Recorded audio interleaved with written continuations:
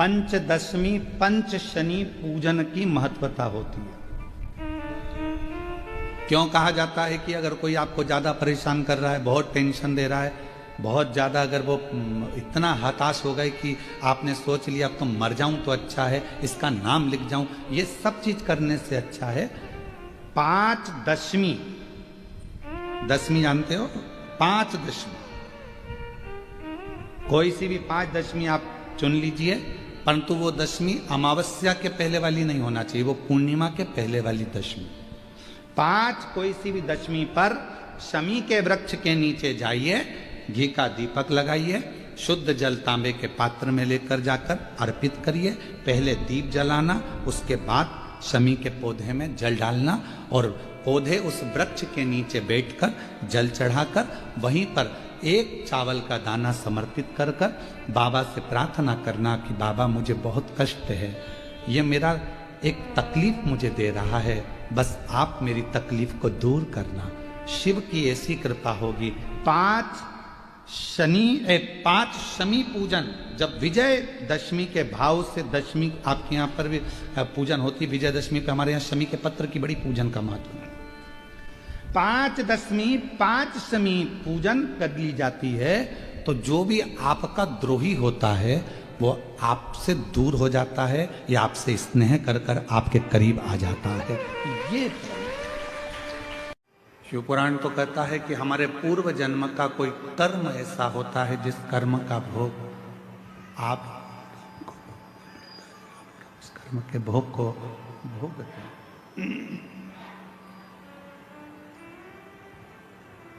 उस कर्म के भोग को आप और हम भोगते हैं।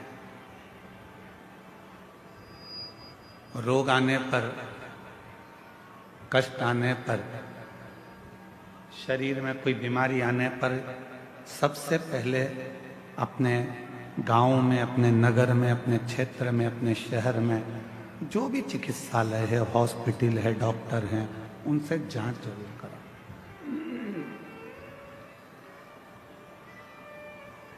और उसके बाद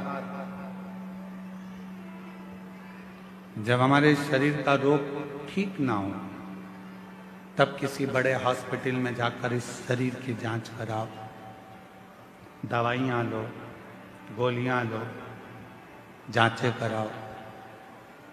साथ में ये सब कराते कराते फिर साथ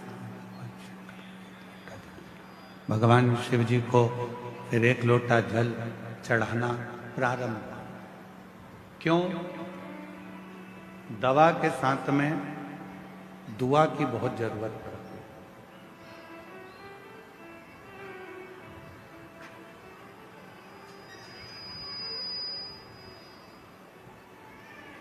हम कोई कार्य कर रहे हैं और उस कार्य में अगर अड़चन आती है तो उसमें भगवान की दुआ हो, बुजुर्गों की, घर के बड़ों की, माता पिता की दुआ हमारे साथ लगे तो समझो कि हम उसमें सफल हो सकते हैं, हम उसमें सफलता धारण कर सकते हैं। और तेरी कृपा बिना ना हिले एक भी अणु, लेते हैं श्वास तेरी कृपा से तनु तनु। बखान क्या करूं मैं राखों के ढेर का, चपटी भगोत में खजाना कुबेर का। हे गंगाधर मुक्ति द्वार ओमकार तू, भोले ओमकार तू, आयो शरण तिहारी शंभो तार तार तू। बखान क्या करूं मैं राखों के ढेर का, चपटी भभूत में खजाना कुबेर का।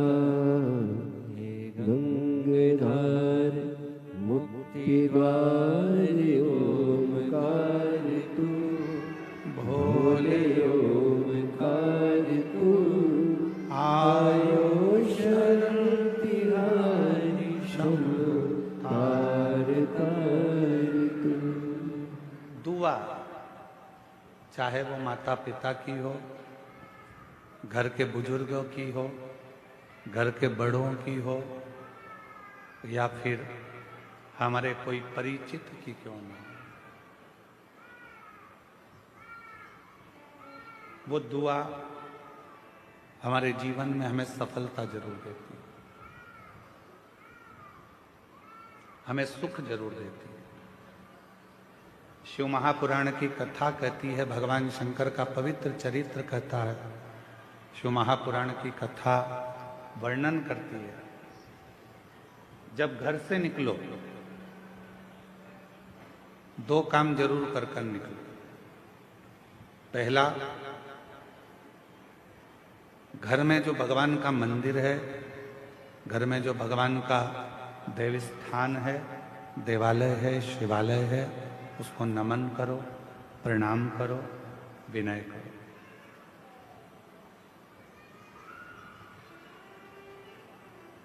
दूसरा, घर से निकलते समय अपने घर का जो बुजुर्ग हैं, अपने घर के जो बड़े हैं, उनको नमन करो, उनको प्रणाम करो।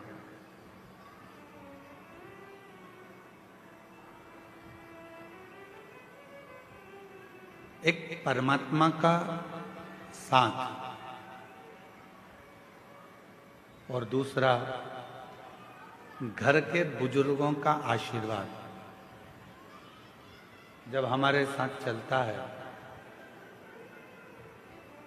तो निश्चित है उसका फल हमको मिलता जरूर है। कहीं विघ्न में हम पड़ रहे हैं, कहीं विघ्न में हम गिर गए हों, पड़ गए हों, तो उस विघ्न से निकलने के लिए घर के बुजुर्गों का आशीर्वाद और महादेव की कृपा, ये दोनों ही हमारे लिए श्रेष्ठता देते हैं। दोनों।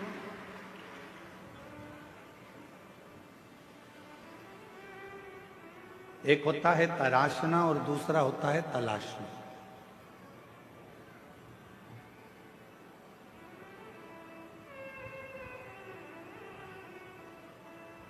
एक है तराशना और दूसरा है तलाशना। हम तलाशते रहते हैं, ये वो सब ढूंढते रहते हैं, और तराशने में क्या करते हैं कि हम कुछ ना कुछ बनाने का प्रयास करते हैं, कुछ निर्माण करने का प्रयास करते हैं, कुछ अच्छा करने का प्रयास करते हैं।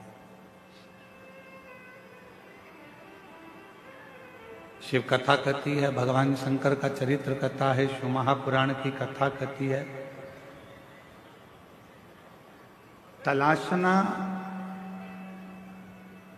संसार में आकर हर व्यक्ति जो इस मृत्यु लोक में जन्म लेता है, पृथ्वी पर जन्म लेता है, वो कुछ ना कुछ तलाशता ही रहता है।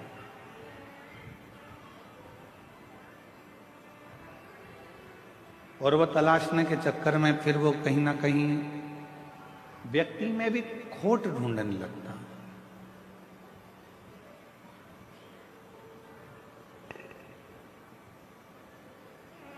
व्यक्ति में भी बुराइयां ढूंढने लगता है। क्यों? क्योंकि वो तलाश रहा है।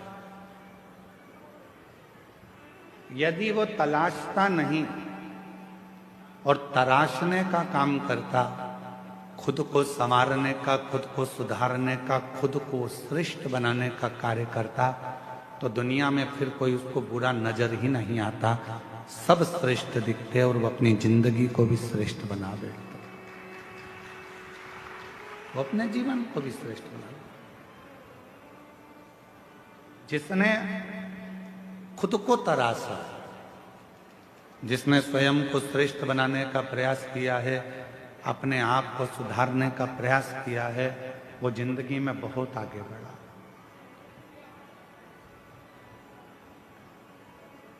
वो जीवन में बहुत तरक्की कर। क्या करा? एक सुंदर फल कुबेर जी महाराज ने भगवान शिव जी को भेंट किया। बड़ा सुंदर फल था और वो फल कुबेर जी ने भगवान शंकर को भेंट करा तो मां पार्वती जी ने उस फल को देखा तो फल बड़ा सुंदर, बहुत सुंदर।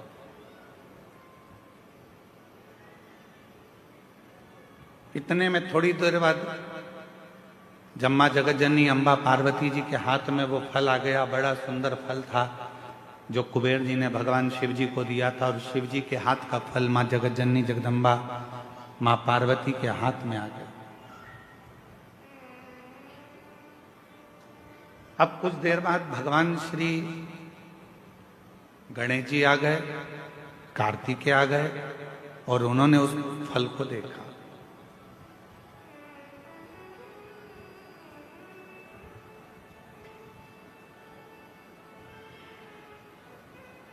अब इतना सुंदर फल था कि कार्तिकेय जी भी देखकर उसकी ओर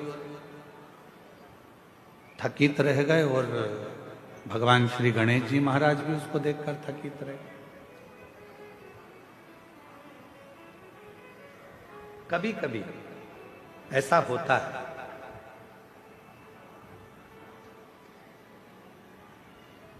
मां को मायके से साड़ी मिलती है, कभी कभी ऐसा होता है और मां को मायके से साड़ी मिलती है, वो साड़ी बहू को भी पसंद आ जाती है और बेटी को भी पसंद आ जाती है। अब थोड़ा चक्कर पड़ जाता है कि वो साड़ी जो मायके से मिली है वो मां को भी पसंद आ रही है और बेटी को भी, बहू को भी पसंद आ रही है।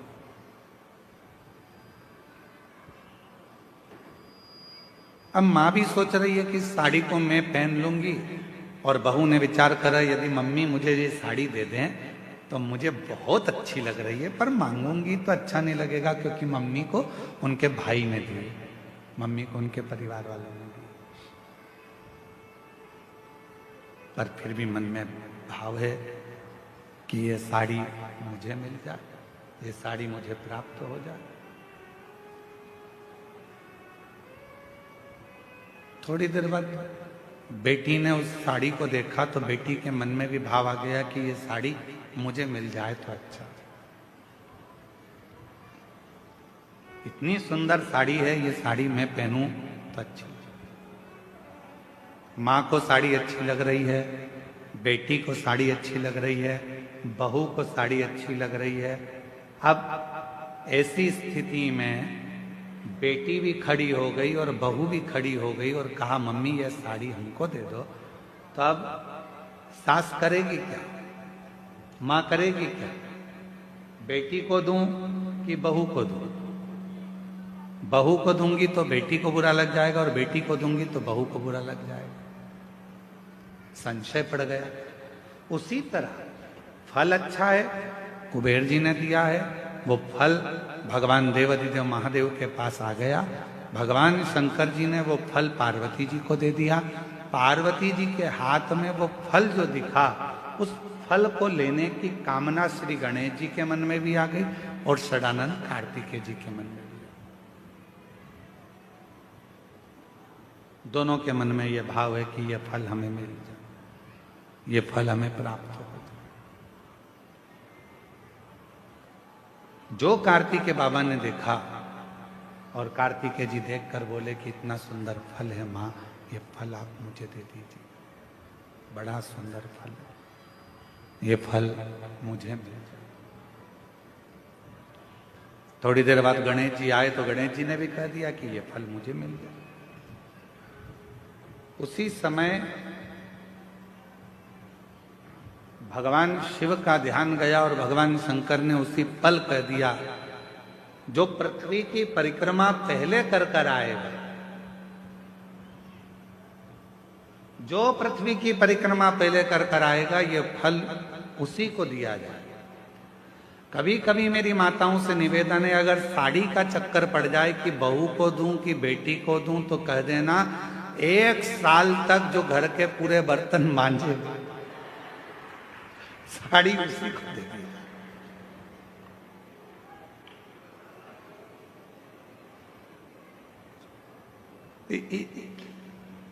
इतने में तो दोनों कह देंगी, मम्मी तुम्हारी साड़ी तुम ही रख लो, हम उस साड़ी का क्या करेंगे?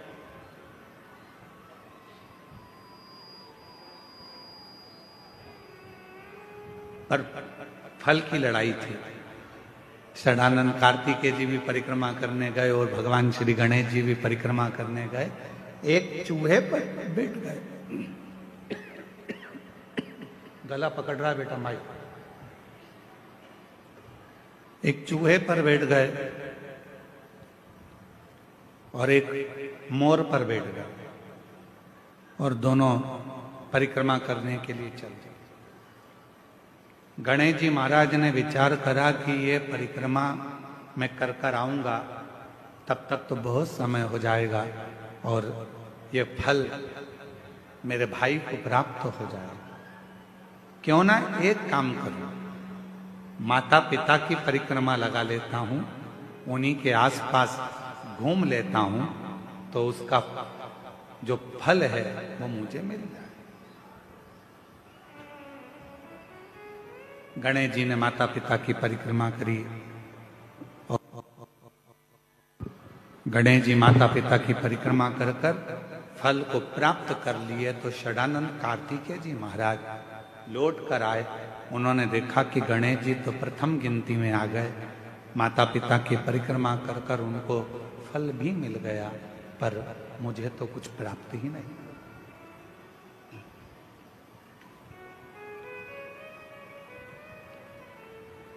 बात फल की नहीं है, बात है बुद्धि की, विद्वत्ता की, समझदारी।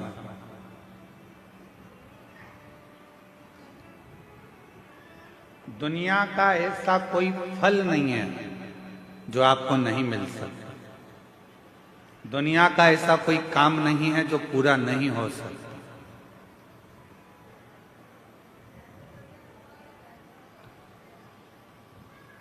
किसी प्रश्न को अगर लिखा जाता है तो उसका उत्तर जरूर होता है। कितने भी बड़े ताले लग जाएं, कितनी बड़ी भी तिजोरी बन जाए, उसकी चाबी जरूर होती है। उसी तरह दुनिया में अगर कोई रोग है, कोई बीमारी है, कोई तकलीफ है, कोई कष्ट है, कोई बहुत विघ्न है, तो शिव महापुराण एक ऐसी चाबी है जिसमें उस पूरे विघ्न का, उस पूरी तकलीफ का, उस बीमारी का हल शंकर की पूजन से, शिव की आराधना से प्राप्त हो सकता, शिव से प्राप्त हो सकता, भगवान शंकर की आराधना से प्राप्त हो सकता। क्या नहीं है?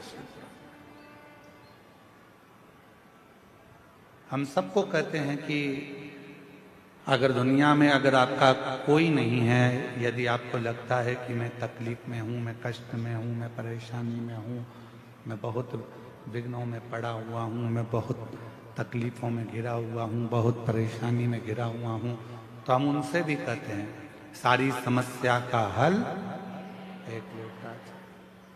आप भगवान शंकर के मंदिर जाइए, देवालय जाइए, शिवालय जाइए, शंकर की आराधना करने जाइए, शिव की स्तुति करने जाइए, भगवान शंकर के मंदिर में एक लोटा जल चढ़ाने जाइए। आपकी जिंदगी के जितने दुख होंगे, जितनी तकलीफें होंगी, जितने कष्ट होंगे, वो मिटेंगे।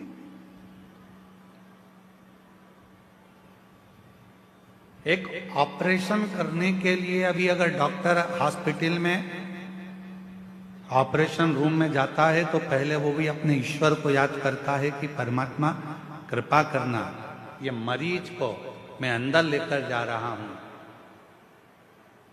ये हाथ भले मेरे होंगे, मैं भले कितना भी साइंस पढ़ा हूं, चाहे मैंने कितना भी विज्ञान पढ़ा हो, पर आखिरी में श्वासें देना तेरा काम है, इसकी श्वास चलती रखना, इतनी कृपा जरूर कर देना, इसको ठीक कर। वो मेरे हाथ में नहीं है, पर तू जब कृपा करेगा, तू जब करुणा करेगा, तू जब दया करेगा, तू जब कृपा करेगा, तो सब कार्य अपने आप सफल होते चले जाएंगे, सब कार्य अपने आप सफल होते जाएंगे। तू कृपा कर, तू दया कर, और कृपा की ना जो आदत तुम्हारी, तो सुनी रहती अदालत तुम्हारी, गरीबों के दिल में जगा तुम ना पाते, तो किस दिल में होती इबादत तुम्हारी, कृपा की ना होती जो आदत तुम्हारी। एक समय ऐसा आता है कि डॉक्टर भी उस परमात्मा को याद करता है। बड़े से बड़े विघ्न में जब कोई घिर जाता है तब वो ईश्वर को याद करता है कि वो एक सत्य रूपी ईश्वर विराजमान है, सत्य रूपी ईश्वर है जो हमको संभाल लेगा, एक सत्य रूपी ईश्वर है जो हमें साथ देगा, सत्य रूपी ईश्वर।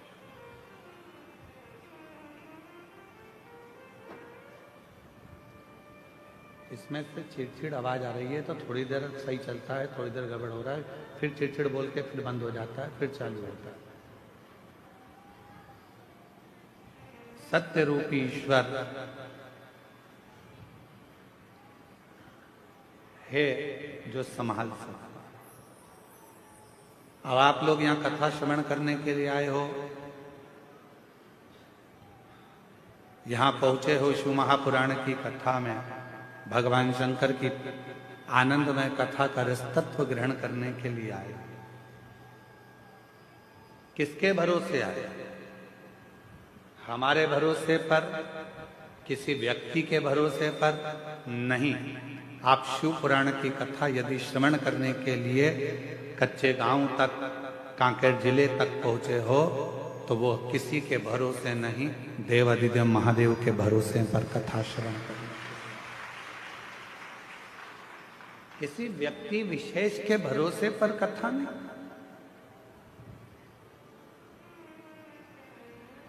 उस परमात्मा के भरोसे पर कथा का रसतत्व ग्रहण करने के लिए। एक बहुत सहजता की बात है, अपने घर की चाबी रोड पर चलने वाले व्यक्ति के हाथ में देकर आ जाते हो क्या? जम के बोलो जरा, अरे बोलो तो नहीं। एक पड़ोसी इधर रहता है, इसको कहते हैं पड़ोसी, इसको कहते हैं अड़ोसी, और पीछे वाले को कहते हैं धड़ोसी। ठीक है, एक इधर रह रहा है, एक उधर रह रहा है, एक पीछे रह रहा है। इससे भी पहचान है, इससे भी पहचान है, और उससे भी पहचान। चाबी किसको देकर आते हो? जिस पर तुम्हारा पूरा भरोसा है, चाहे वो फिर 2 घर छोड़कर रहता हो, चाहे फिर वो 8 घर छोड़कर रहता हो, चाहे फिर वो पीछे रहता हो, या भरोसा नहीं है तो तुम अपना कोई रिश्तेदार भी है उसको भी चाबी नहीं देते। अगर भरोसा है तो वो चाबी आप अपने नौकर को भी दे देते हो। भरोसा है तो चाबी फिर किसी को भी देकर आओगे, तुम्हें विश्वास है कि मेरा घर ये संभाल लेगा, ये चाबी अगर मैं इसको देकर जाऊंगा ये देख लेगा। फिर वो नौकर क्यों? फिर तुमने भरोसा रिश्तेदार पर भी नहीं करा, पड़ोसी पर भी नहीं करा, अड़ोसी पर भी नहीं करा, दड़ोसी पर भी नहीं करा। वो चाबी आपने अपने नौकर को, एक सेवक को, एक चाकर को वो चाबी आपने दे दी, वो चाबी आपने प्रदान कर दी।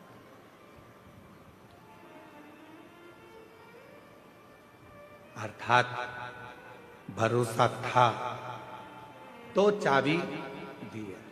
शिव महापुराण की कथा भी यही कहती है, कोई भी काम करो, तुम्हारा मन पड़ जाए उस काम में आगे बढ़ जाओ, पर इतना याद रखना अपने भरोसे की चाबी परमात्मा के हाथ में, शिव जी के हाथ में देकर फिर जाना।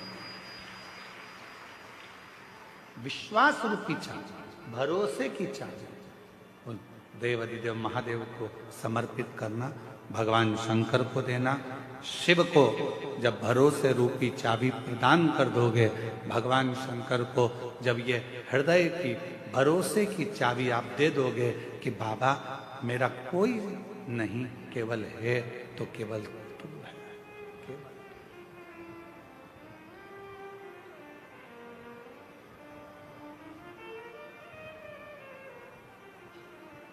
जब कोई नहीं आता भोलेनाथ आता है, जब कोई नहीं आता भोलेनाथ आता है, मेरे दुख के दिनों में वो मेरा काम आता है। महाराज जब दुनिया का कोई नहीं आएगा, कोई नहीं पहुंचेगा, तब मेरा देव अधिदेव महादेव, मेरा ओघड़दानी, मेरा शंभु, मेरा त्रिकालदर्शी, मेरा कैलाशी अविनाशी, जिस पर तुमने भरोसा किया है, जिस पर तुमने विश्वास किया है, जिस पर तुमने पूर्ण भरोसा किया है, वो शिव तुम्हारे साक्षी, वो शंकर तुम्हारी साक्षी। आया समय, एक बार ब्रह्मा जी के मन में संशय उत्पन्न हो गया। ब्रह्मा जी ने कहा ये सृष्टि की रचना मैं कर रहा हूं। भगवान विष्णु के मन में भी ये भाव आया कि ब्रह्मा जी ये सृष्टि की रचना आप नहीं कर रहे हो, ये सृष्टि की रचना करने वाला तो शिव है। ब्रह्मा जी ने कहा सृष्टि की रचना करने वाले नहीं, शंकर भगवान तो सृष्टि का संहार करने वाले।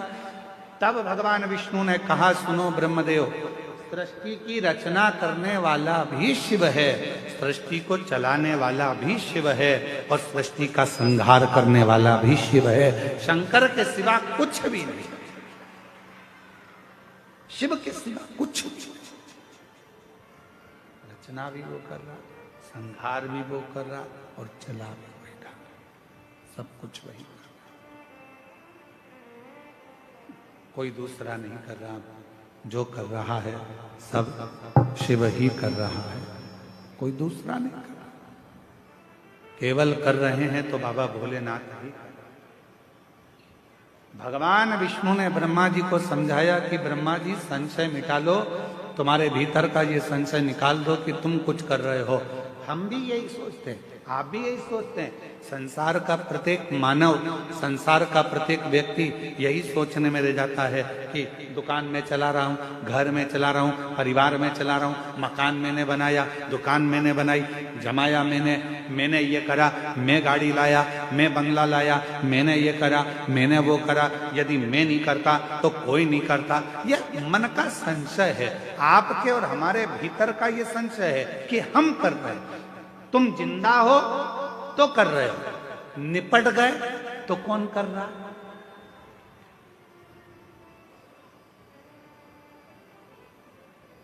क्या रोटी नहीं मिलेगी मरने के बाद? क्या घर नहीं चलेगा मरने के बाद? क्या परिवार नहीं चलेगा मरने के बाद? शिव महापुराण की कथा कहती है यह हमारे भीतर का संशय है कि मैं कर रहा हूं। संशय को मिटाओ और अपने भीतर एक बात लेकर आओ कि हम जब जन्म लिए, हमारा जब जन्म हुआ, हम जब पैदा हुए, हमारा जब जन्म हुआ, उस समय पर हमको ये भी नहीं मालूम था कि हम कच्चे गांव में जन्म लेंगे कि रायपुर में जन्म लेंगे। जब हमारा और आपका जन्म हुआ तो आपको और हमको ये भी नहीं मालूम था कि हमारे माता पिता कौन होंगे। आप और हमको ये भी नहीं मालूम था कि धर्म पत्नी कौन होगी, पति कौन होगा, बच्चे कौन होंगे, कौन बेटा, कौन बेटी, कौन नातेदार, कौन भाई, कौन बंधु, कौन सखा, कौन मिलेगा, ये किसी को नहीं मालूम था। अमीर के घर में पैदा हो गए कि गरीब के घर में पैदा हो गए, ये भी नहीं मालूम था। पर हमारा पूर्व का कोई पुण्य हमारे साथ चला और हमने कोई अच्छा किया तो भगवान की कृपा से हमें सब कुछ जमा जमाया प्राप्त हो गया। धन भी मिला, वैभव भी मिला, संतान भी मिली, पुत्र भी मिला, पुत्र भी मिली, रिश्ते भी मिले, नाते भी मिले, कुटुंब भी मिला, सब कुछ प्राप्त हुआ। हमने जो जो सोचा था वो सब हमको प्राप्त हो गया। हमारा सब कुछ फिर हम क्यों विचार करें, फिर हम क्यों सोचें, फिर हमें क्यों विचार करना, क्यों सोचना कि ये मैं कर रहा हूं या मैं करा रहा हूं। कुछ भी नहीं, मेरा आपकी कृपा से सब काम हो रहा है, मेरा आपकी कृपा से सब काम हो रहा है। करते हो भोले बाबा, मेरा नाम हो रहा है। करते हो भोले बाबा, मेरा नाम हो रहा है। मेरा आपकी कृपा से सब काम हो रहा है। हम कुछ नहीं कर रहे, सब करने वाला मेरा शिव है। घर किसका, गाड़ी किसकी, बंगला किसका, सब उसका, आपका और हमारा कुछ नहीं। हो सकता है आप में कोई ऐसा बैठा हो जो जन्म लिया हो तो मकान को साथ लेकर आया हो सकता है। गाड़ी साथ लाए हो, बंगला साथ लाए हो, धन दौलत साथ लाए हो, कुछ नहीं। कितनी विचित्र रीति है मेरे परमात्मा की, कितनी विचित्र रीति है मेरे भोले बाबा की कि जोड़ते तुम हो, लाते तुम हो, कमाते तुम हो और ऐश करते हैं आने वाली पीढ़ी के लोग, आने वाली पीढ़ी के।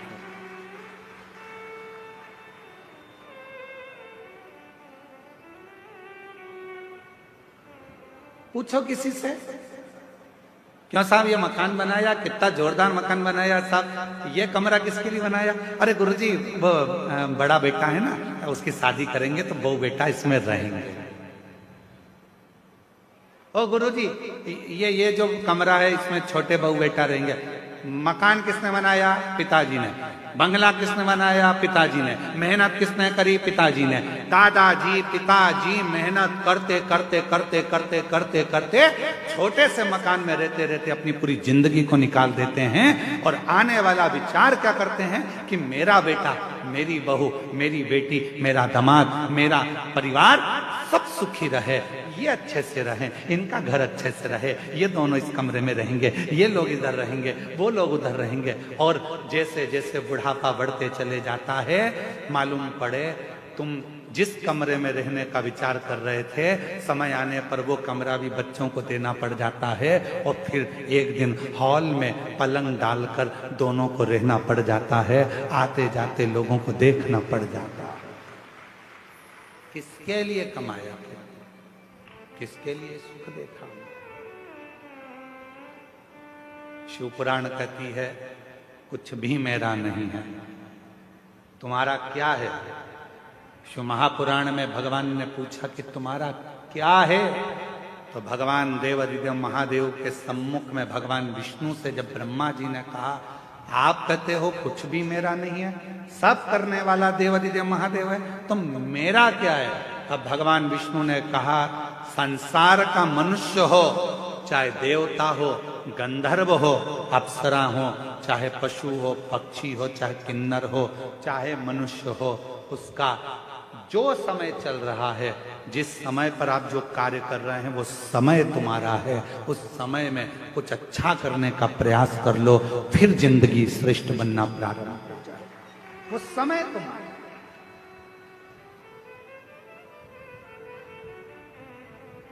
अब वो समय ही हमने छोड़ दिया तो हमारा जीवन तो बेकार।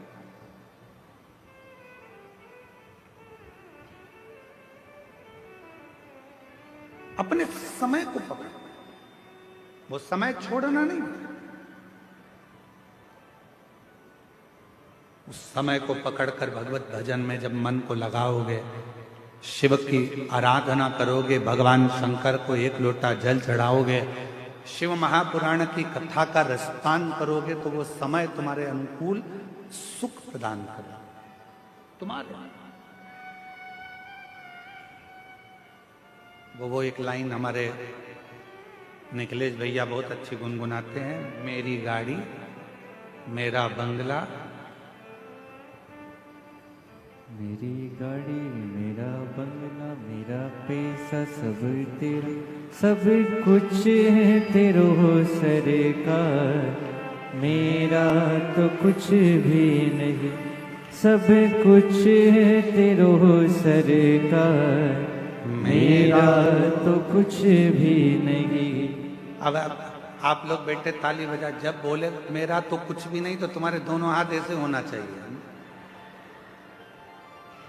फिर से गा, मेरी गाड़ी मेरा बंगला मेरा पैसा सब तेरा, सब कुछ है तेरो सरकार, मेरा तो कुछ भी नहीं, सब कुछ तेरो सरकार, मेरा तो कुछ भी नहीं। अब कहे कि ये मेरा बेटा है, गुरुजी आप बताओ मेरे बेटे की शादी कब होगी, गुरुजी आप बताओ मेरी बेटी का संबंध कब होगा, गुरुजी आप बताओ मेरा ये काम कैसे होगा।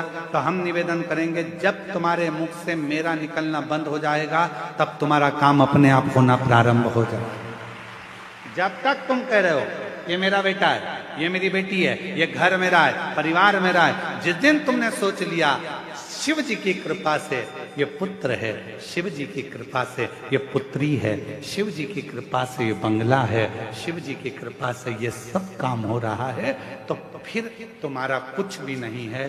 तुम्हारा घर परिवार, बेटा बेटी, कुटुंब, कबीला, मकान, गाड़ी, सब कुछ शंकर चलाएंगे, सबका व्यवस्था शिव करेंगे। तुम्हें कुछ नहीं सोचना, तुम्हें तो शंकर के आश्रित हो जाना, शिव के आश्रित।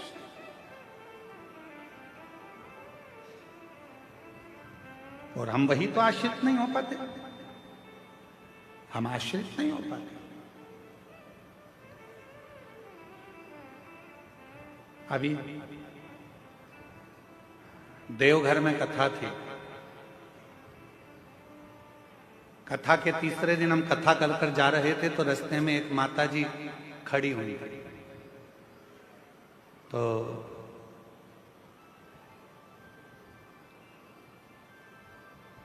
हमने गाड़ी वाले से कहा कि थोड़ा रोको,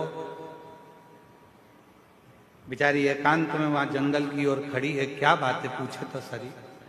तो हमने पूछा कि माता जी आप क्यों खड़ी हो, तो कहा गुरुजी एक बहन जी मेरी चप्पल पहन के गई है और वो कहकर गई है मैं अब भी आ रही हूं। तो मैंने कहा चप्पल तुम्हारी थी? हाँ। वो आएगी? हमने कहा तुम्हारे दिमाग से निकाल दो कि चप्पल तुम्हारी थी, छोड़ो, जाने का प्रयास करो, शाम हो रही है, अंधेरा हो जाएगा कुछ देर में, क्यों इंतजार कर रही हो, अगर मिलना होगी तो कहीं रास्ते में ही मिल जाएगी। अब वो महिला थोड़ी दूर चली और थोड़ी दूर चलने पर उसको उसकी सहेली मिल गई। हमारी गाड़ी तेज स्पीड में आगे बढ़ी तो हमने देखा वो खुश थी। फिर रोक कर पूछा जी जी क्या बात है? अरे गुरुजी वो तो खुद मुझे ढूंढ रही थी, ढूंढते ढूंढते आगे निकल गई थी और मेरी चप्पल मुझे यहाँ प्राप्त होगा, मिलेगा। जिस दिन हमने ये विचार कर लिया कि मेरा है मेरा है मेरा है मेरा है मेरा है, तो वह हमसे छूटता चले जाएगा। और जिस दिन हमने सोच लिया ये सब कुछ तेरा है, तब कुछ भी नहीं छूटेगा। परमात्मा उसको वापस लाकर हमारे करीब में छोड़ता चले जाएगा, छोड़ता। और मैंने तेरे ही भरोसे बाबा, तेरे ही भरोसे हवा बिच उड़ती जवानी बाबा, डोर तो छड़ी नावे कटी जावागी भोले मैं तेरी पता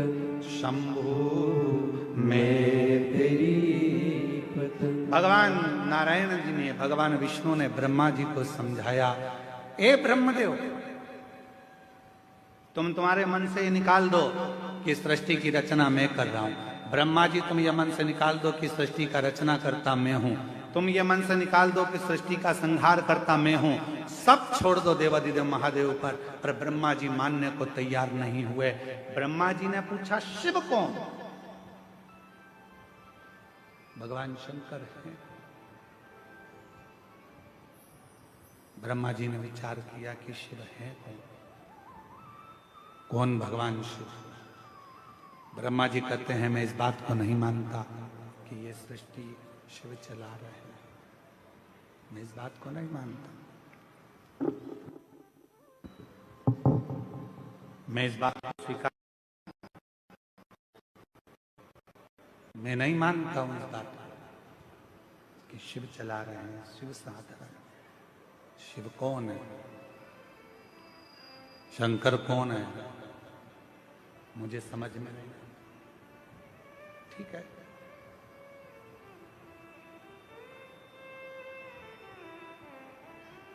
ब्रह्मा जी ने भगवान शिव को जानने के लिए एक विशाल पर्वत को घुमाना प्रारंभ किया। विशाल पर्वत। भगवान विष्णु और ब्रह्मदेव दोनों मिलकर उस पर्वत को घुमा रहे हैं। अब किसी ने पूछा, शंकर भगवान को जानने के लिए पर्वत घुमाया? हमारा निवेदन है, भगवान को जानने के लिए उन्होंने पर्वत घुमाया। आपसे निवेदन है, भगवान शंकर को जानने के लिए आप पर्वत मत घुमाओ, बस थोड़ा सा दिल घुमा लो, थोड़ा सा मन घुमा लो, थोड़ा सा दिल को शिव तक लेकर चले जाओ, भगवान प्राप्त हो जाएगा, शिव मिल जाएगा।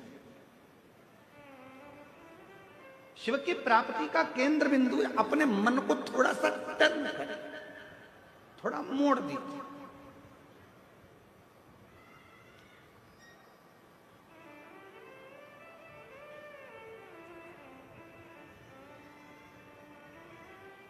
एक बात बताइए, हम जायसवाल जी के घर पर रुके हैं, ठीक है? जितेंद्र जी जायसवाल जी के यहाँ रुके, वहां से सीधा सीधा सीधा अगर हम सोचें कि हमें कहीं मुड़ना नहीं है, चाहे कुछ भी हो जाए, सीधे सीधे ही जाना है, हम कहीं नहीं मुड़ेंगे, सीधे ही सीधे जाएंगे, तो क्या कथा हो सकती है? अरे जम के तो बोलो, सीधे सीधे सीधे सीधे चले जाओ, कहीं मुड़ो मत। नहीं मुड़ोगे तो तुम्हारे घर में भी प्रवेश नहीं कर पाओगे, नहीं मुड़ोगे तो तुम अपने गांव तक भी ना पहुंच पाओगे। सीधे सीधे तो रास्ता तुम्हें कहीं और ले जाकर छोड़ देगा। उसी तरह शिव महापुराण की कथा कहती है, जिंदगी में सीधा रास्ता यदि चल रहे हो, सीधे रास्ते अगर चल रहे हो, चलते रहो, पर याद रखना थोड़ा सा मोड़ चलते चलते में भगवान देवादिदेव महादेव की कथा की ओर, मंदिर की ओर लेते रहना, तो तुम्हारी जिंदगी मंजिल तक पहुंच जाए,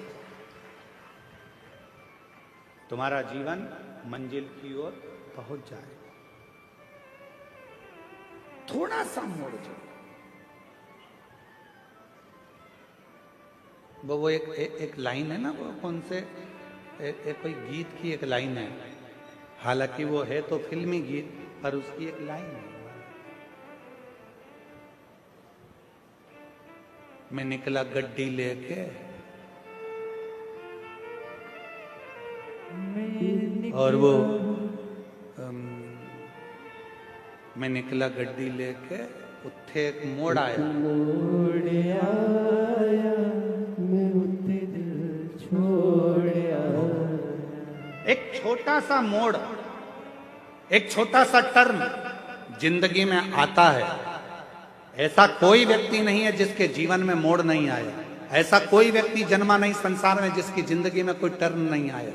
आता है, बचपन पूरा निकलने के बाद भी एक मोड़ आता है, जवानी पूरी निकलने के बाद भी एक मोड़ आता है, अधेड़ी पूरी निकलने के बाद भी एक मोड़ आता है, और जिंदगी में कई मोड़ ऐसे आते हैं जो हमारे जीवन को श्रेष्ठ बनाने का प्रयास करते हैं, हमारे जीवन को अच्छा बनाने का प्रयास करते हैं। पर उस समय पर हमारे जीवन में हमें चाहिए कि उस समय पर हम परमात्मा को कैसे भजें, उस समय पर परमात्मा का कैसे स्मरण करें। शिव कथा कर रही है, भगवान शंकर का चरित्र कर रहा। ब्रह्मा जी ने कहा मैं देखूं क्या ये सृष्टि की रचना शिव कर रहे हैं। शिव कौन है? भगवान शंकर को पहचानने के लिए भगवान ब्रह्मदेव ने और भगवान विष्णु ने एक पर्वत को घुमाना प्रारंभ करा। शिव महापुराण की कथा कहती है कि पर्वत को घुमाने की जरूरत नहीं है, भगवान शंकर को पहचानने के लिए, भगवान शंकर को जानने के लिए केवल अपना मन, अपना चित्त, अपनी बुद्धि, अपना हृदय थोड़ा सा टर्न लीजिए, थोड़ा घुमा लीजिए। जब जिंदगी में बहुत कष्ट हो, तकलीफ हो, दुख हो, तो थोड़ा सा मुड़ जाओ भगवान शंकर की भक्ति की ओर, तो जीवन अपने आप श्रेष्ठ होता चलेगा। अपने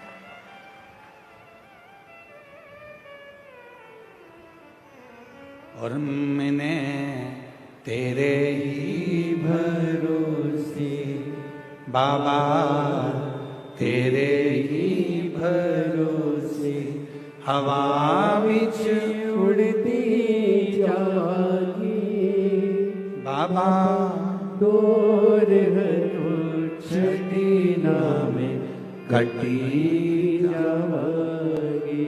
भोले मैं तेरी पतन शंभू मैं तेरी पतन। थोड़ा सा परमात्मा की ओर मुड़ने का प्रयास करो। जिस समय पर हम परमात्मा की ओर मुड़ेंगे, हमारे सारे मार्ग अपने आप सुलझते चले जाएंगे, हमारे मार्ग अपने आप क्लीन होते चले जाएंगे। हम मुड़े शिव की ओर।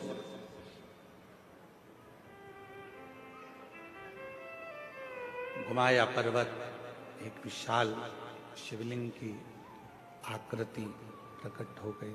भगवान शंकर का एक शिवलिंग प्रकट हो गया और शिवलिंग की एक आकृति प्रकट हुई। उस शिवलिंग की आकृति में से आवाज आई कि ब्रह्मा जी क्या चाहते हो, विष्णु जी क्या चाहते हो। उस शिवलिंग की आकृति में से आवाज आ रही।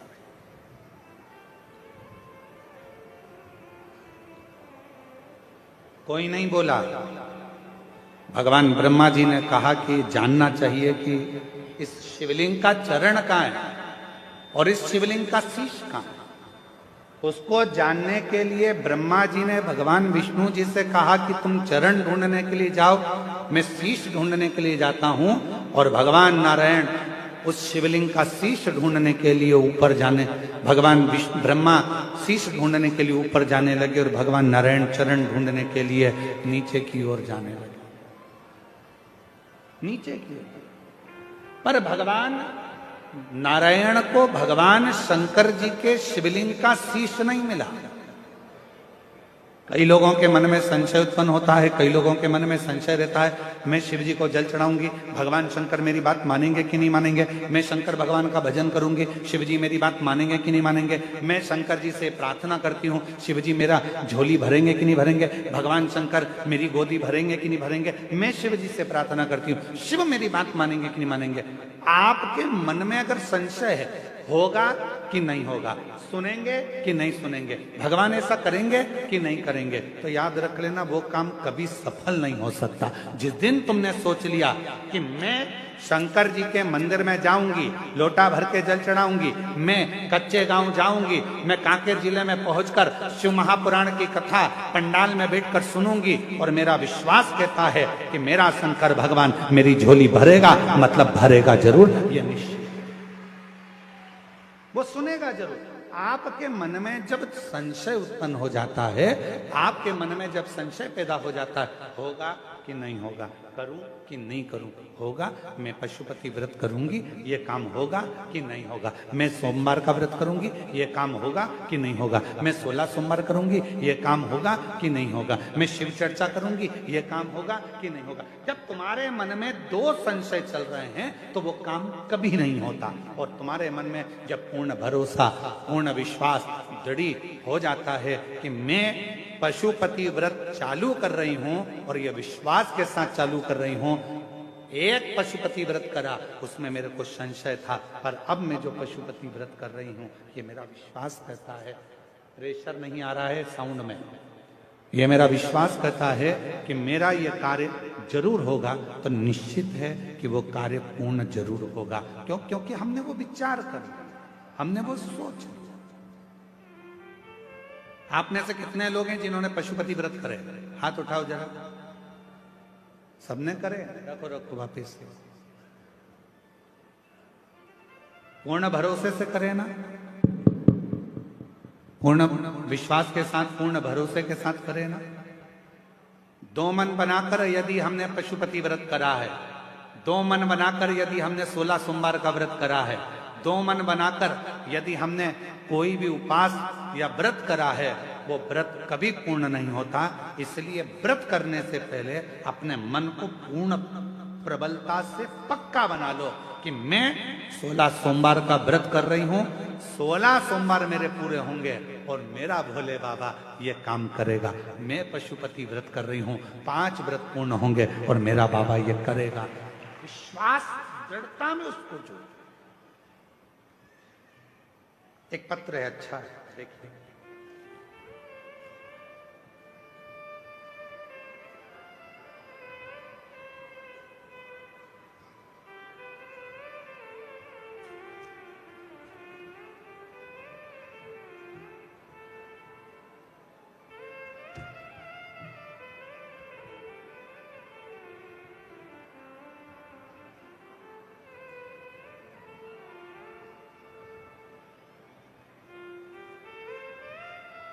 मेरा नाम लक्ष्मी रानी है। मैं सहसपुर लोहारा कवर्धा जिला से हूँ। कहीं बैठी हो तो हाथ हिला सकती हैं, अगर कहीं बैठी हो तो हाथ हिला सकती हैं। मेरा नाम लक्ष्मी रानी है। मैं सहसपुर लोहारा कवर्धा जिला से हूँ। कहीं बैठी हो तो हाथ हिला सकती हैं, और अगर आई हो तो एक बेलपत्र लेने के लिए आ सकती हैं। मेरा बेटा का जन्म 2018 में हुआ था। ऑपरेशन से मेरी डिलीवरी हुई थी। उसके 2 वर्ष बाद जिस जगह पर ऑपरेशन हुआ था उस जगह पर गठान हो गया था, जिसके कारण मुझे चलने फिरने में परेशानी होने लगी। हमने डॉक्टरों को दिखाया तो बताया कि मुझे एक गठान हो गया है, उसको इलाज केवल ऑपरेशन है। इसमें कवर्धा के सभी अस्पताल में दिखाया, डॉक्टर ने ऑपरेशन को कह दिया। मन में विचार आया कि आपकी कथा में टीवी पर सुनते, 2022 में रुद्राक्ष महोत्सव कुबेरेश्वर धाम होने वाला था, तब मैंने अपने पति से सीहोर में होने वाले महोत्सव में जाने को कहा और उन्होंने पंडाल में बैठकर कथा सुनने की विचार बना लिया। मैंने अपने पति से कहा, मेरा विश्वास कहता है अगर सीहोर जाएंगे, कंकर शंकर की भूमि पर बैठकर कथा सुनेंगे तो निश्चित है पूजा करेंगे, और वहां की मिट्टी को अगर लगा लिया तो मेरा मन कहता है कि ऑपरेशन की जरूरत नहीं पड़ेगी। हम पति पत्नी कवर्धा से पहुंच गए सीहोर, कंकर शंकर की पूजा की और कंकर उठाकर लाए, साथ ही धाम से रुद्राक्ष भी लाए। रुद्राक्ष के जल को तांबे के लोटे में डुबाकर पास के ही शिवालय में जल चढ़ाती और उस जल को पीना शुरू किया। ये जो पत्र चल रहा है ये एलईडी पर आ रहा है? अच्छा, डिवाइस नहीं हो रहा, ठीक है। फिर पीना शुरू किया जल को। जिस जगह पर गठान हुआ था उस जगह पर लगाना शुरू किया उस जल को।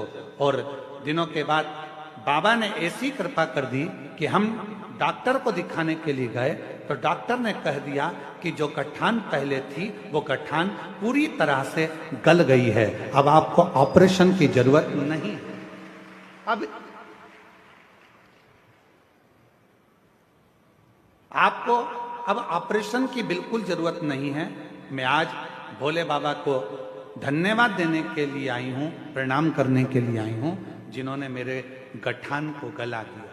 इसमें सबसे ज्यादा मूल क्या है, सबसे ज्यादा जरूरी क्या था? आपका विश्वास। आपने दो मन नहीं बनाया, आपने दो विचार नहीं करे, आपने दो सोच नहीं रखी,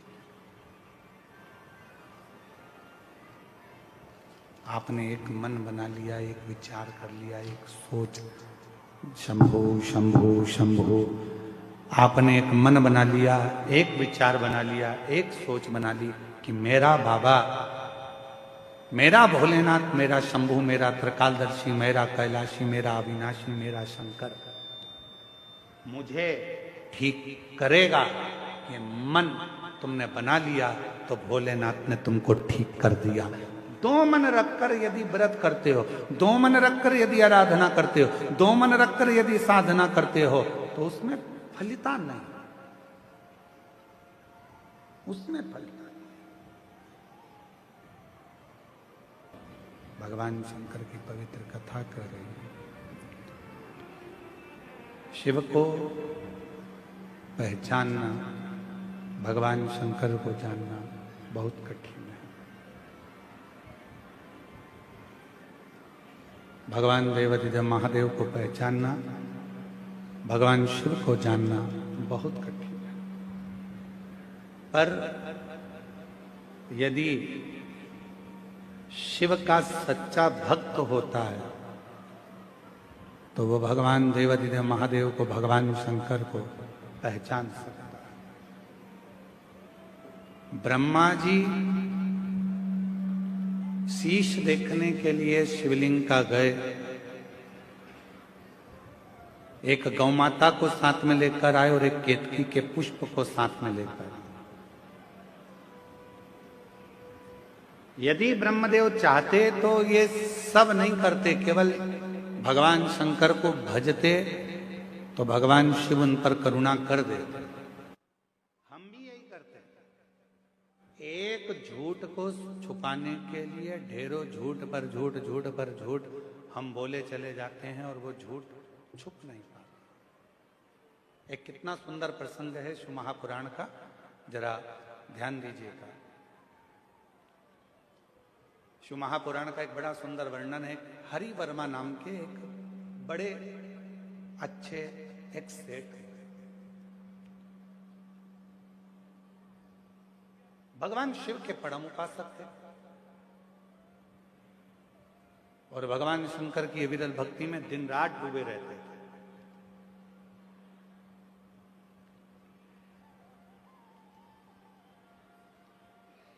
दूर दूर जाते, व्यापार करते और उस व्यापार को बढ़ाने का प्रयास। ऐसा कौन व्यक्ति है जो अपने व्यापार को नहीं बढ़ाएगा? ऐसा कौन व्यक्ति है जो अपने घर को नहीं बढ़ाएगा? ऐसा कौन व्यक्ति है जो अपने व्यवसाय को, अपनी नौकरी में तरक्की नहीं चाहेगा?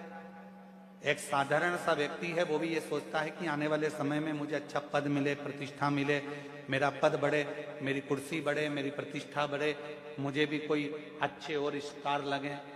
हर व्यक्ति ये चाहता है, मेरा व्यापार बढ़े, मेरा व्यवसाय बढ़े, मेरा मकान बढ़े, हर व्यक्ति ये चाहता है।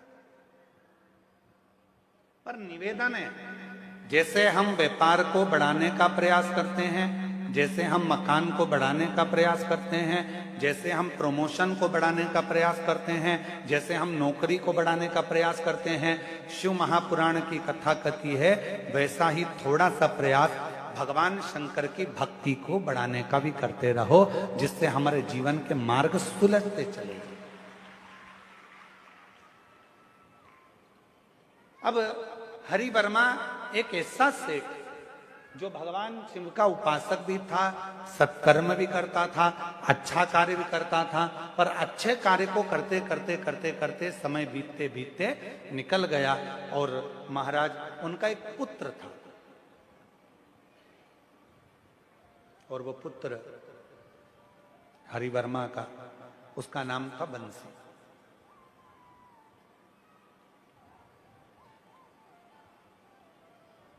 पिता धर्मात्मा, मां पुण्यात्मा, सत्कर्म में लगने वाले, और बेटा बिल्कुल विपरीत चलने वाला, बिल्कुल विपरीत।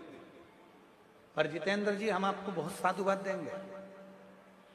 आज आपके आर्यन बेटा हमको लेकर आ रहे थे, तो उनका हमने ड्रेसअप देखा, तो हमने कहा कि बेटा, ये तो ड्रेस एक विद्वान पंडित का होता है, और तुमने जो ड्रेस धारण करी है, तो वो कहते हैं कि हमारे मम्मी पापा को हम ये पहनते हैं ना गुरुजी, धोती लपेटते हैं या धोती बांधते हैं, तो उनको अच्छा लगता है, इसलिए हमने ये ड्रेस धारण करी।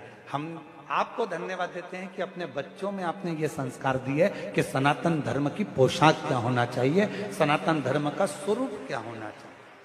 उसके लिए हम आपको धन्यवाद दें, बहुत बहुत साधुवाद है। अब जो हरिवर्मा थे, धर्मात्मा थे, पुण्यात्मा थे, सत्कर्मी थे, भजनावली थे, कीर्तनी थे, सब कुछ करते थे, अच्छे से अच्छा कार्य करते थे, सब श्रेष्ठ कर्म करते थे, सब श्रेष्ठ कार्य करते थे। पर उनका जो पुत्र था बंसी, वो उनके कहने पर नहीं चलता था। पिताजी कह देते कि ये कार्य करो, वो करता नहीं। पिताजी कह देते इस कार्य को करो, वो करता नहीं, उस कार्य को करता ही नहीं। शंभो करने को याद तो नहीं होता। महाराज,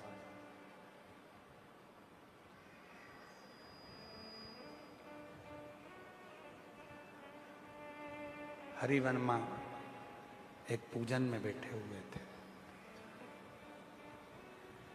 और शिव जी की आराधना हरिवर्मा कर रहे थे, शिव की आराधना। उनका पूजन पूरा हुआ, बेटे से कहा कि ये जो भगवान शंकर पर चढ़ा हुआ निर्माल्य है, इसको विसर्जन करने ले जाए।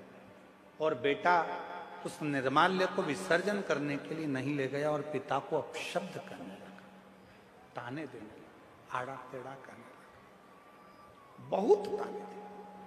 मेरी जीजियों, मेरे जीजाओं, मेरी बेटियों, बेटाओं, मेरी माताओं, मेरे बुजुर्ग माता पिता, एक बात अपने अंदर उतार कर रखना, किसी भी व्रत को करो, किसी भी पूजन को करो, किसी भी अनुष्ठान को करो, किसी भी साधना को करो, तो प्रयास करना कि अपने बल पर, अपने बल पर।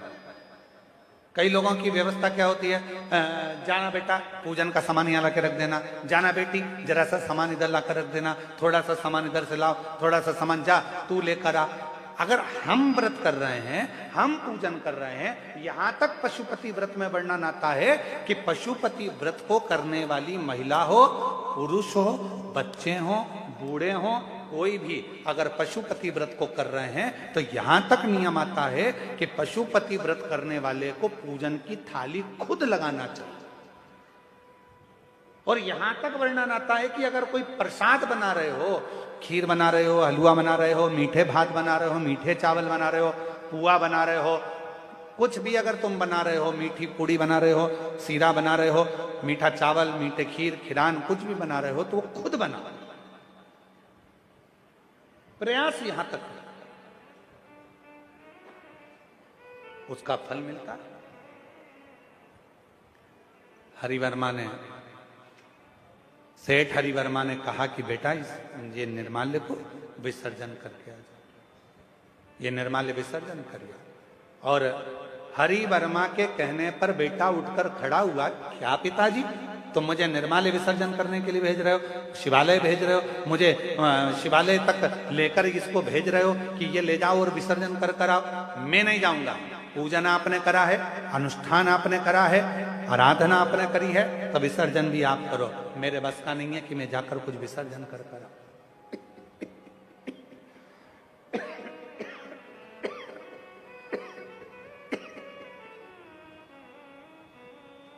ये मेरे बस का नहीं है कि मैं कुछ विसर्जन करने जाऊं या कुछ कर कर। आप स्वयं करो, स्वयं जाओ।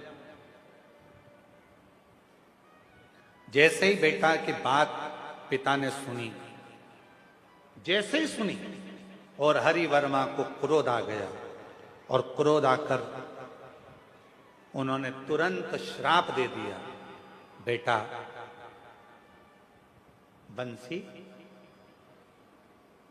भगवान का निर्माल्य मैंने तुझे विसर्जन करने को बोला था, मैं तुझे श्राप देता हूं,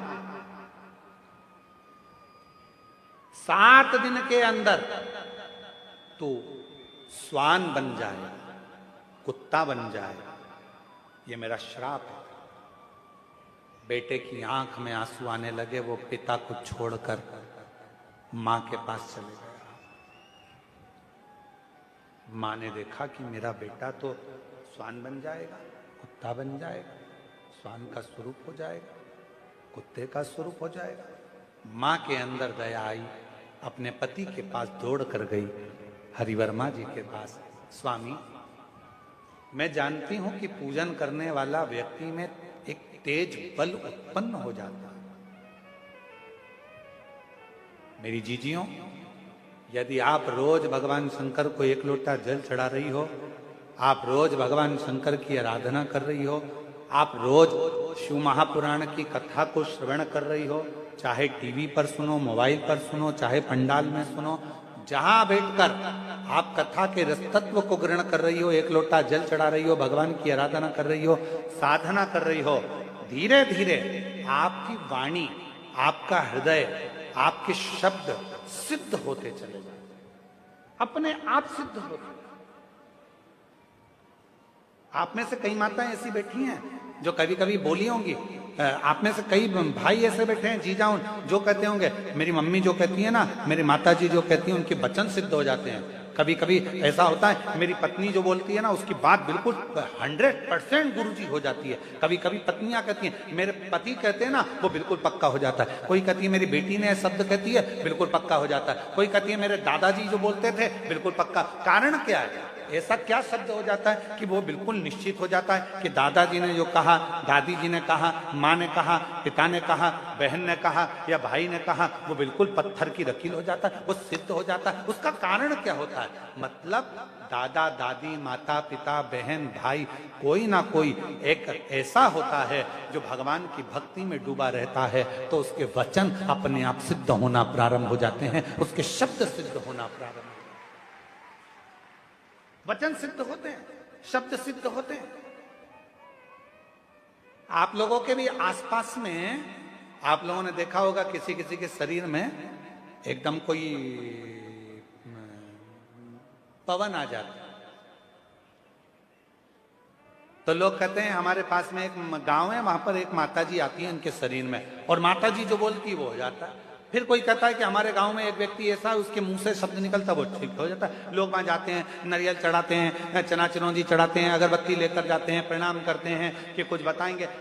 वो शब्द, उसने जो भजन करा, उसने जो भक्ति करी, उसने जो स्मरण करा, उसके कारण उसकी वाणी सिद्ध हो गई। पर कब तक सिद्ध है? जब तक वो दुनिया के लोगों का भला कर रही है, भला कर रहा है। जिस दिन उसने सोच लिया कि मेरी वाणी से अब लोग मेरे पास आने लगे, मुझे प्रणाम करने लगे, मुझे नमन करने लगे, मुझे प्रसाद चढ़ाने लगे, मुझे भेंट चढ़ाने लगे, मेरे पास पैसा आने लगा, मेरी वाणी सिद्ध हो गई, फिर धीरे धीरे धीरे धीरे वो स्थान की महत्वता समाप्त हो जाती है, और उसकी वाणी से निकले वचन भी फिर पूर्ण नहीं होते, क्योंकि उसके भीतर दूसरों के प्रति भेदभाव उत्पन्न होने लगता है, अहंकार आ जाता है, शब्दों का अभिमान आ जाता है, तो वो वचन भी पूर्ण नहीं होते, वो वचन सिद्ध नहीं।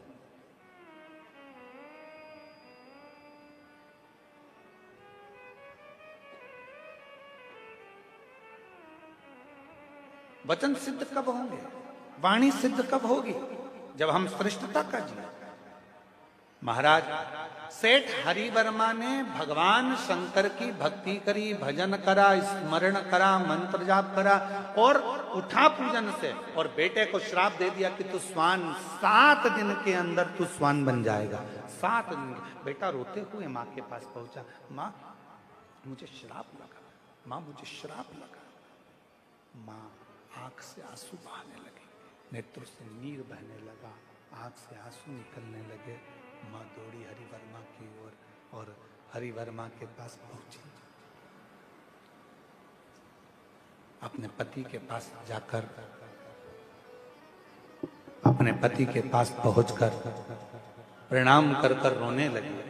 हरिवर्मा ने पूछा अपनी धर्मपत्नी से, तू रोती क्यों है?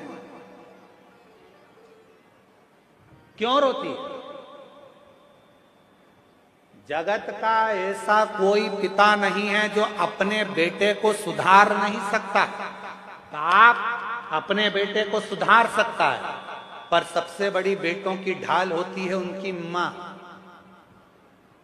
उनकी माता।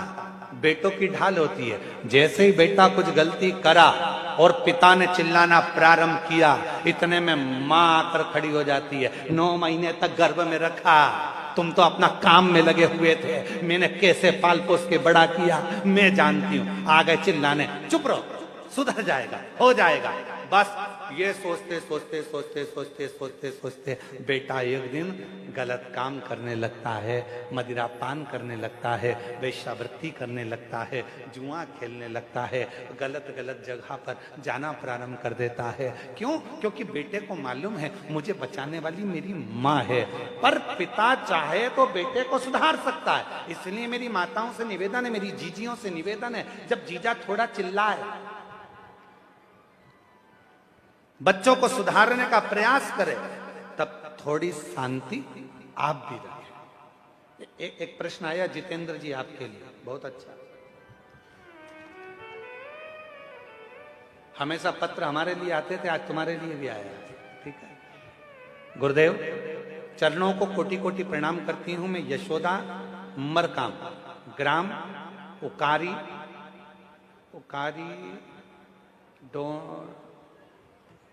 डोंडी है, डोंडी सही बोला है? हाँ ठीक है, तुम समझ गए ना, बस तो फिर हम भी समझ गए। यशोदा मरकाम, ग्राम उकारी, डोंडी। गुरुदेव प्रणाम करती हूँ, जितेंद्र जायसवाल जी के पूरे परिवार को नमन करती हूँ। हम वनवासी सौभाग्यशाली हैं गुरुदेव। इतने घने जंगल में इतने वनवासी आदिवासी हम कभी सीहोर नहीं जा पाते, पर आज जितेंद्र जी ने कथा करवाकर हम आदिवासियों की मन की तमन्ना पूर्ण कर दी। कहीं बैठी हैं जीजी जिन्होंने पत्र लिखा है? आप ही हैं? आ जाओ, एक बेलपत्र ले जाना, आ जाइए। मैं यशोदा मरकाम, हम धन्यवाद देते हैं कि हम आदिवासी वनवासी जिस क्षेत्र में बहुत कम कोई बड़े कथाकार आते हैं, इस क्षेत्र में बहुत कम बड़े बड़े आयोजन होते हैं। हम तो केवल देखने के लिए तरस जाते हैं, पर हम आदिवासी और वनवासियों के लिए ये कथा एक ऊर्जा देने के लिए आई है गुरुदेव। हम बहुत बहुत धन्यवाद देते हैं पूरे सभी। बहुत मेरी जीजी जितेंद्र जी, हम जानते थे ये कथा 5 दिन के अंदर इतनी बड़ी व्यवस्था करना बहुत कठिन काम है। ये 5 दिन के अंदर व्यवस्था हुई है। एक बार जितेंद्र जी को और उनकी पूरी टीम को साधुवाद दीजिए। जब हमारे को सूचना मिली देवघर में कि ये कथा हो रही है, तो हमने आशीष जी को बोला कि सर्च मारो गूगल पर कि ये वहां आदिवासी वनवासी लोग कितने रहते हैं। जब आशीष ने कहा गुरुजी पूरा क्षेत्र ही आदिवासी और वनवासियों का है, वहां बड़े आयोजन नहीं होते हैं, तब हमने कहा भले देवघर में हम बहुत थक चुके थे जितेंद्र जी, ये कथा हम देने वाले नहीं थे, पर जैसे ही आशीष ने कहा पूरा क्षेत्र वनवासी और आदिवासियों का है, वहां पर कोई साधन जाने के नहीं मिलते, ऐसा क्षेत्र है गुरुजी। तो हमने कहा ठीक है, फिर व्यवस्था कैसी भी हो, वनवासी और आदिवासियों के लिए ये कथा है। और उसमें सबसे बड़ा योगदान आपका है जायसवाल जी, जो आपने 5 दिन के अंदर इन आदिवासी और वनवासियों के लिए ये पवित्र कथा का दिव्य आयोजन रखा, जो कभी कहीं जा नहीं सकते, खर्च नहीं कर सकते, उनके लिए ये आयोजन, उनके भगवान की अविरल भक्ति को धारण करता रहता है, स्मरण करता रहता है, भजन में डूबा रहता है, तो उसकी वाणी सिद्ध होती चली, और उसकी वाणी इतनी सिद्ध हो जाती है कि वो जो कह दे। हरिवर्मा, सेठ हरिवर्मा ने अपने बेटे को श्राप दे दिया, तू स्वान बन जा, तू कुत्ता बन जा, स्वान। जैसे ही सुना मां ने, भीतर से मां रोने लगी, मेरा बेटा स्वान बन जाए, मेरा बेटा स्वान बन जाए। मां रोने दौड़ी हरिवर्मा की ओर, स्वामी निवेदन है, विनती है, स्वीकार करिए, स्वीकार करिए। स्वामी, मैं अपने बेटे को स्वान बनते हुए नहीं देख सकता, मैं अपने बेटे को स्वान बनते हुए नहीं देख पाऊंगा, मैं देख नहीं सकता, कृपा करो, दया करो। हरिवर्मा ने कहा अपनी धर्म पत्नी को, भार्य सुनो, बेटे को श्राप लगा है क्योंकि वो अपशब्द मुझसे बोला है, और वो भी ऐसे समय पर अपशब्द बोला है जब मैं भगवान की अविरल भक्ति में, भजन में, पूजन में बैठा हूं। मेरी जीजियों, प्रयास करो, जब शंकर के मंदिर में जल चढ़ाने के लिए जाओ, या पूजन करने के लिए जाओ, या स्मरण करने के लिए जाओ, किसी का दिल ना दुखाओ, किसी को अपशब्द ना कहो, किसी को ताने ना दो, जाओ जाओ। फिर भी तुम यदि आई हो और अपने बेटे को उस योनि से छुड़ाना है, तो सुनो, ये स्वान तो बनेगा क्योंकि श्राप लगा है, पर स्वान बनने के बाद यदि कोई शिव भक्त कहीं से भगवान शंकर पर चढ़ा हुआ जल लेकर आ रहा होगा, और उसका जल का पात्र का जल इसको प्राप्त हो जाएगा, उसी क्षण ये स्वान की योनि से छूट जाएगा, उसी क्षण स्वान की योनि से मुक्त हो जाएगा। मेरे जीजियों, जीजाओं, बेटियों, बेटाओं, मेरी माता, मेरे बुजुर्ग माता पिता, शिव महापुराण के विद्धेश्वर संहिता में लिखा है, शंकर भगवान पर चढ़ाया गया जल जब हम आचमन करते हैं, पीते हैं, तो कायिक, वाचिक और मानसिक, ये 3 पाप हमारे तुरंत समाप्त हो जाते हैं। जैसे ही हमने भगवान शंकर पर चढ़ा हुआ, अब कई लोग कह देते हैं शिव पर चढ़ा जल मत पियो, कोई कह देता है शंकर पर चढ़ी बेलपत्र मत खाओ, कोई कह देता है शंकर पर चढ़ा हुआ ये मत पाना। महाराज, शिव महापुराण के शंकर पर चढ़े हुए जल की महत्वता, भगवान शंकर पर चढ़ा हुआ जल जब हम आचमन करते हैं, शिव पर चढ़े हुए जल को जब हम अपने घर पर प्रोक्षण करते हैं, शंकर पर चढ़े हुए जल को जब हम अपने ऊपर छींटते हैं, शंकर पर चढ़े हुए जल को जब हम अपने मस्तक पर चढ़ाते हैं, हमारे ना जाने कितने कितने पाप अपने आप छिन्न होते चले जाते हैं, समाप्त होते चले जाते हैं, वो पाप अपने आप दूर हो जाते हैं, दूर। हरिवर्मा सेठ ने कहा, तुम्हारे बेटे की मुक्ति स्वान की योनि से होगी तो शंकर पर चढ़े हुए जल से। धीरे धीरे कर 7 दिन के अंदर बेटे का शरीर स्वान का हो गया, और स्वान का शरीर होकर वो भटकने लगा, यहां वहां जहां तहां जाता भटक।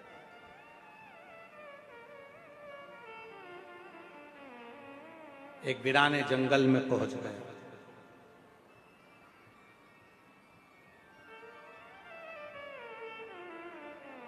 वीराने जंगल में पहुंचकर यहां वहां कुछ भोजन ढूंढ रहा था। भोजन कहां? भोजन की तलाश में था, कहीं भोजन मिल जाए, कुछ खाने को मिल जाए। मिला नहीं। एक शिव भक्त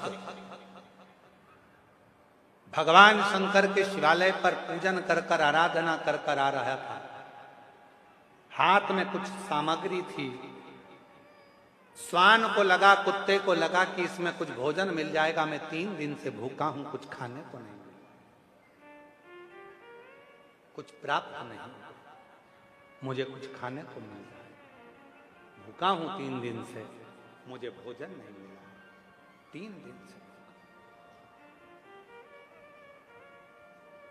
कुत्ता, श्वान वो शिव भक्त के पीछे आने लगा। शिव भक्त घबरा गया। उसको लगा कहीं ये श्वान, ये कुत्ता मुझे काट ना ले। जल के पात्र में शिवजी को चढ़ाया हुआ जल रखा हुआ था और वो श्वान पीछे पीछे, ये शिव भक्त तेज चलने लगा तो श्वान और तेज चलने लगा। शिव भक्त और तेज चलने लगा तो श्वान और तेज चलने लगा। उसको लगा कि ये श्वान तो मुझे काट खा, ये कुत्ता तो मुझे काटे। कभी कभी भय लगता है। आप कहीं से निकल कर जा रहे हो और मालूम पड़े कोई आपके पीछे कुत्ता पड़ जाए, श्वान पड़ जाए, तो आप लोगों को भय लगता है। हट जा हट जा, भगाने का प्रयास करते हो। होता है। एक पति पत्नी गार्डन में घूम रहे थे, बगीचे में पति पत्नी घूम रहे थे, इतने में कुत्ता आ गया। जो कुत्ता आया तो पति घबराया, पत्नी भी घबराई। पति को लगा ये कुत्ता कहीं मेरी पत्नी को ना काट खाए। पति ने पत्नी का हाथ जम के पकड़ा, पत्नी को थोड़ा आगे करा, कुत्ता और पीछे आया। जो कुत्ता और आगे आ रहा था, पति और घबरा रहा था। जैसे ही कुत्ते ने सोचा कि अब तो मैं खाऊंगा, इतने में पति ने विचार करा कि ये कुत्ता मेरी पत्नी को काट खाएगा, तो रोटी कौन बनाएगा, बच्चों को स्कूल कौन भेजेगा, टिफिन कौन बनाएगा। जैसे ही लपक के कुत्ता आने लगा, उस व्यक्ति ने सोचा कि कुत्ता मुझे काट खाए पर मेरी पत्नी को ना काटे। जैसे ही कुत्ता पास में आया, उसने अपनी पत्नी को गोदी में उठा लिया। जो पत्नी को गोदी में उठाया, कुत्ता भाग गया। कुत्ता भाग। पत्नी नीचे उतरी, उतरते से ही जूड़ा बांध के बोली, तुम में अकल मकल नहीं है? दुनिया के लोग कुत्ते को भगाने के लिए पत्थर उठाते, तुमने मुझे उठा। पति ने अपनी पत्नी से कहा, अरे ओ धनव, ओ मैं तेरे हाथ जोड़ता हूं, सुन, वो कुत्ता तुझे काट खाता, मैं तेरी बचत सोच रहा था इसलिए तुझे गोदी में उठाया था। पर पत्नी तो रूठ कर वो गई। अब बेचारा पति कितना भी अच्छा सोचे तो भी बेचारा बूढ़ा हो ही जाता है। वो कितना भी अच्छा सोच ले तो भी कभी कभी तो बुरा हो ही जाता। वो सोच है। अब एक प्रसंग और सुनने में आता है कि एक पति का जन्मदिन था और पत्नी ने सोच लिया आज मैं अपने पति से नहीं झगड़ूंगी क्योंकि आज उनका जन्मदिन है। और पत्नी सवेरे से गाजर का हलवा बनाई, पति सो रहा था, वहां ले जाकर उसको दी। पति उठा, उठते से पत्नी ने कहा हैप्पी बर्थडे टू यू। और पति उठा, पत्नी ने कहा लो गाजर का हलवा। पति ने सोचा आज गाजर का हलवा, इतनी सुबह से चाय लाती तो अच्छा लगता, गाजर का हलवा लाई है, अभी तो मेरा मुंह नहीं धुला है। पत्नी ने सोचा था झगड़ा नहीं करूंगी, और पति ने जैसे ही बोला कि चाय ले आती, इससे तो झगड़ा होने ही वाला था। पत्नी ने मूड चेंज कर रहा और चली गई, ठीक मैं चाय लाती। पति ऑफिस जाने लगा, पत्नी कहने लगी सुनो जरा काम से जल्दी आ जाना, आज तुम्हारा जन्मदिन है ना, पार्टी करने चलेंगे। पति ने कहा ठीक। पति जल्दी आ गया। अब पत्नी तैयार हो रही, पति तैयार हो रहा। इतने में पत्नी थोड़ी देर में आके पूछी सुनो आज तुम्हारा जन्मदिन है, मैं तुम्हें क्या गिफ्ट दूं बताओ ना।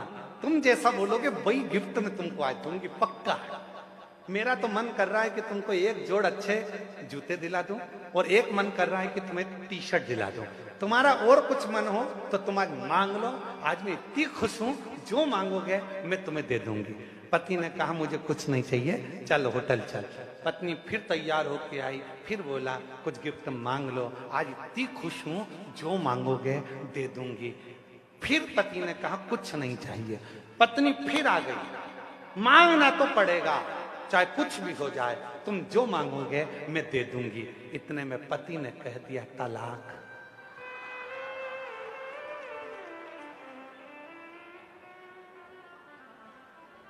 पत्नी गई अंदर, बेलन उठा लाई,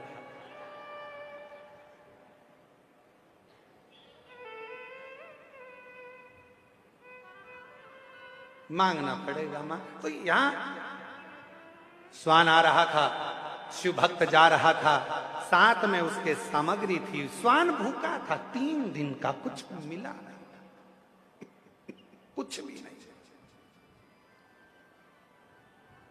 भागा, शिव भक्त जैसे ही भागा तो स्वान उसके पीछे पीछे। अब इसको लगा कि मुझे काट खाएगा। पानी का जो लोटा था, जल का जो लोटा था, उसने वो ही उठा लिया और कुत्ते को भगाने के लिए, स्वान को भगाने के लिए वो लोटा उसकी ओर फेंका। वो लोटे का जल नीचे गिरा, वो जल को स्वान ने चाट लिया और वो उस स्वान की योनि से छूट गया। स्वान जैसे ही स्वान की योनि से वो मुक्त हुआ, शिव भक्त ने पूछा भाई तुम कौन हो? मेरे पिता का नाम हरिवर्मा है, मैं सेठ हरिवर्मा का पुत्र हूं। मेरे पिता ने मुझे थोड़ा सा निर्माल्य विसर्जन के लिए बोला था, मैंने उसको अपशब्द कह दिया था, जिसके कारण बस मुझे कुत्ते की योनि, स्वान की योनि मिली। पर शिव पर चढ़े हुए जल से आज मैं मुक्त हो गया, मुक्त हो गया।